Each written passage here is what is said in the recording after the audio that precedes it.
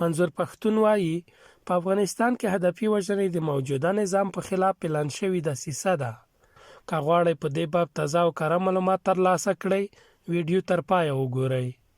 د پښتون ژغورنې غورځنګ مشر منظور پښتون وایي هر هغه څوک چې د پښتنو پر وړاندې ظلم کوي په خلاف به یې غږ پورته کړي او پر وړاندې به یې خپلو سوله ییزو اعتراضونو ته دوام ورکوي.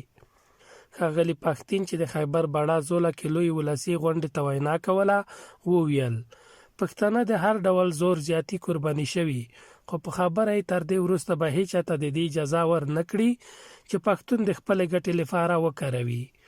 د نوموړي په خبره پاکستاني پوځیان هر ورځ په تورخم کې عام خلک ځوروي چې د پښتون ژغورنې غورځنګ د ورته ظلمونو په مقابل کې راپورته شوی دی.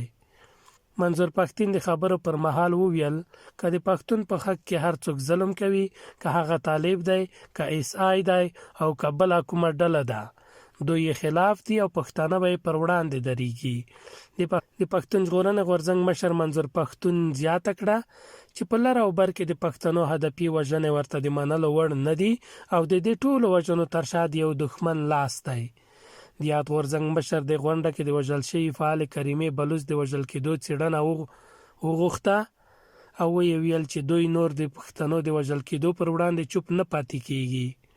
نوموړي د کریمې بلوچ تر وژل کېدو وروسته پر خپل ټویټر لیکلي وو د هغې وژنه د هغو مظلومو ملتونو لپاره لوی تاوان دی چې د ژوند کولو د حق او حیثیت لپاره مبارزه کوي. په کار د مجرمین ونیول شي او دا ډول ځپل ودرول شي. موږ بلوچ ملت ته تسلي وایو.